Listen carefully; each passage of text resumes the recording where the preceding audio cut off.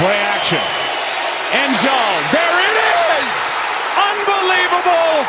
The two-point try is good, and it's Taylor Decker. Now a flag comes in at the end, and they've thrown another. The question is, did Skipper, an offensive lineman, report?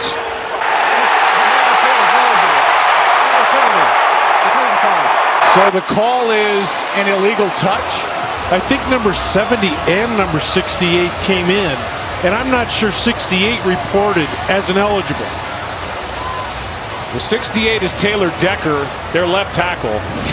That will back it up, and the Lions will have to do it again. Well, you see Dan talking to him, and I can't imagine, I can't imagine them having that play in and him not reporting. Taylor Decker, 68, did not report. Yeah, and Joe, pick which one you want. Number one, he's not covered by an eligible, so it's an ineligible downfield. It's illegal touching by a lineman. It's an illegal formation. They're all 5 yards. Take your choice on which one you want here. He needed to report if he's going to play that position. And Brad only announced number 70, one number. So I would guess that he did not report, and he should have. Here it is again to go back to this play to give you every look we can. Skipper comes in. He goes to Brad Allen and reports. The left tackle, Taylor Decker, did not. And as you said, John Perry, was uncovered anyway. What was the explanation you got on the 2-point? 70 reported. Did Decker report as well? Yeah, the explanation was 70 reported. Did Decker report? Yes. I don't want to talk about it. All right? We can see the frustration in your face. Can you just explain where it comes from right now? Is it the result? What would you be? Would you be frustrated right now? I mean, is it on the call? Is it on the execution? Is it, what is I don't like losing, Dave. And that's what happened. We lost. And that bothers me. That's the frustration. I'm sorry. I don't mean it at you.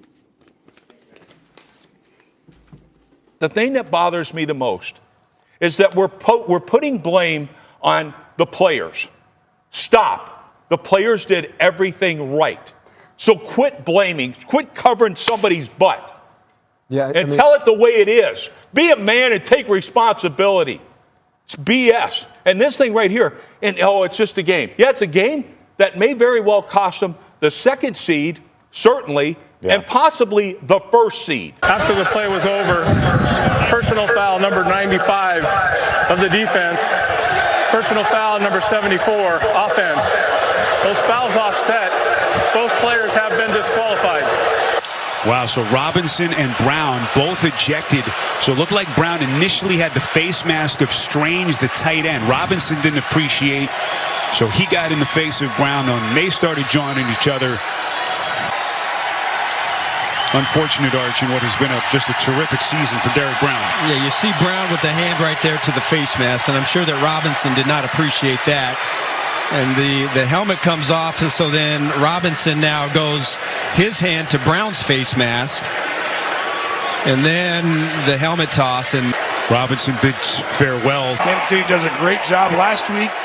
They played some of the... Oh, we got a skirmish going right now. Uh-oh. Chase is right in the middle of it. Oh, there's punches thrown. Oh, man. This is going to be a huge call. Personal foul, Cincinnati, number 1. Personal foul, defense, number 21. Those fouls will offset. Here it is with Chase and Snead having a little chat, wishing each other Happy New Year. This is part. And they don't call it on Snead after all that. And they call it on Chase, and then they call it on Mike Edwards, who gets into the mix. And right now, that's a big first down. Does Cincy take a timeout here or take it to the half? I would take a timeout. They do.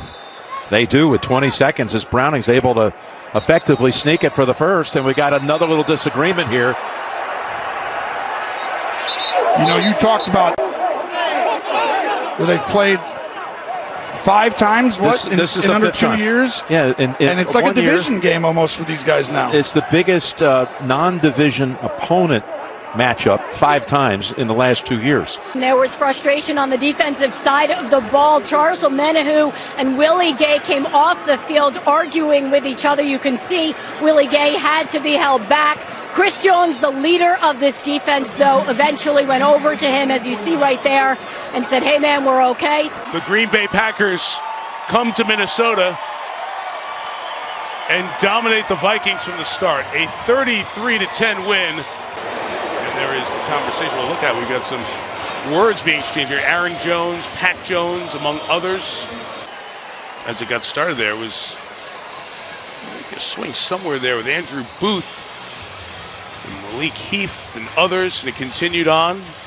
One peek of that is Aaron Jones got hit in the face on the residual and the recoil after the initial contact with Booth.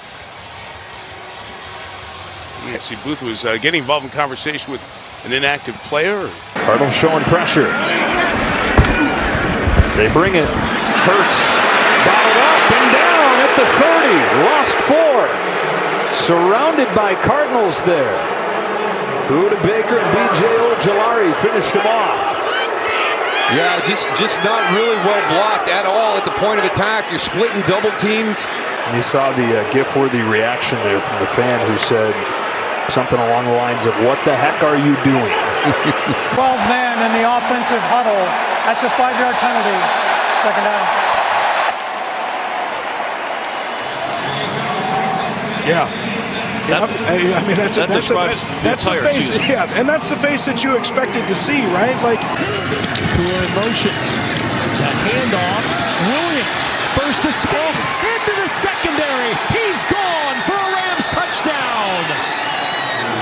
His 3rd rushing touchdown of the day. Let's see who's here in the crowd. Oh, gets the ball.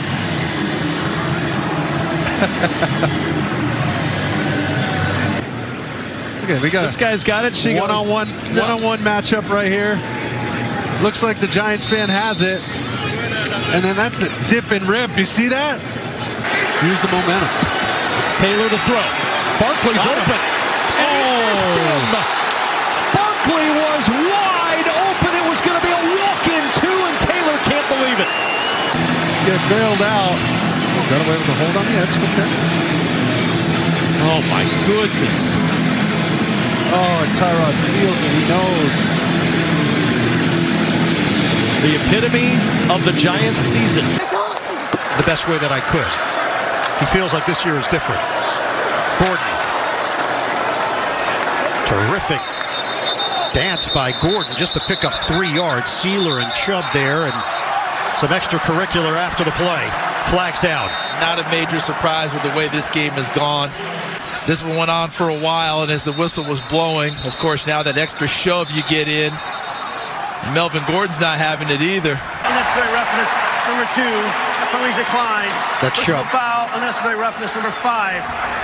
I think Chubb was the first one to get it. Go right there is where we got things started. See, and then in the back you see Jalen Ramsey engaged with Tylan Wallace. Postseason last year, looking to do it again. Walker on 2nd and 8. Another Seahawks first down to the Steelers 32. And now some extracurricular activity.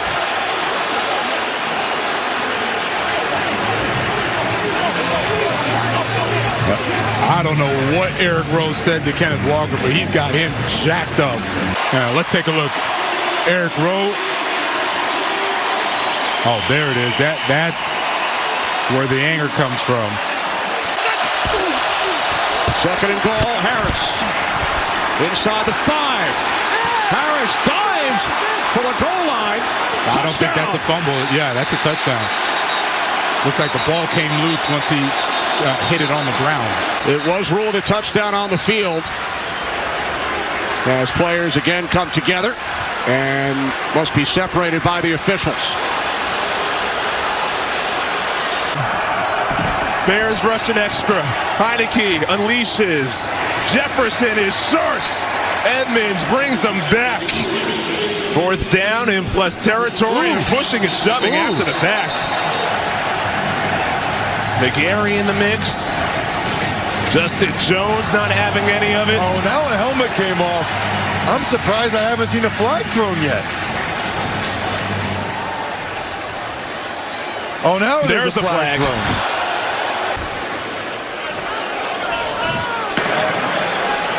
After That's the how it all play, began. personal foul, unnecessary roughness, defense, number 93, 15-yard penalty, automatic first down.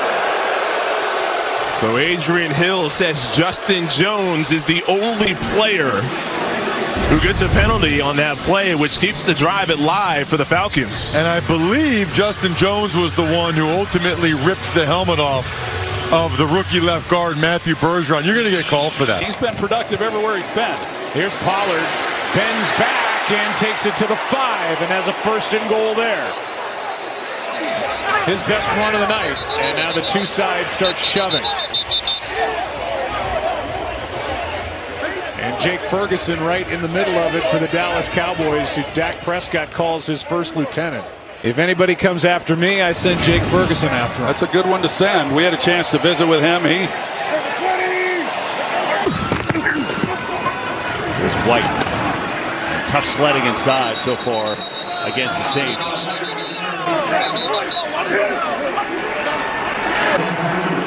And the 10-point lead with 1:37 left. You have to think that'll be all she wrote. Still have the onside kick opportunity here, and now tempers flare. Abdullah just ran on the field, and Carter calls for a fair catch. So I don't think the Raiders had enough on the field at the time of the snap, and Abdullah ran on after a 50-yard punt. O'Connell to the air, towards the sideline, and it's broken up. Good play by Juju Brents, another rookie corner for these Colts. Yeah, Juju Brents having a nice game. Pass interference. Defense, number 40. Right to the interception. Here it is. Right here at the top, a little grab there, a little tug on the back, and then slingshots himself around to get the interception. But they're going to call that every time. I know the fans are unhappy with that call here. They're seeing it on the board and don't like what they see. But when you get that left hand on the back and you pull, they're going to call it every time. That tug, as you mentioned, Matt, it pulls him around Austin Hooper and gets him in position to make that interception. Here comes the push. Second and goal. Shoved. Close. Touchdown. They just rule it. And the Bills have taken the lead for the first time today. It was a very hot Bryce Young coming off the field after that last drive. He screamed multiple times, came to sit down, looked at his tablet, threw the tablet on the ground. He told the line, that's second down, that's 2nd and 8 from the Carolina 24. He said, that one was on me. Then he reminded his line, nobody can fight like we can.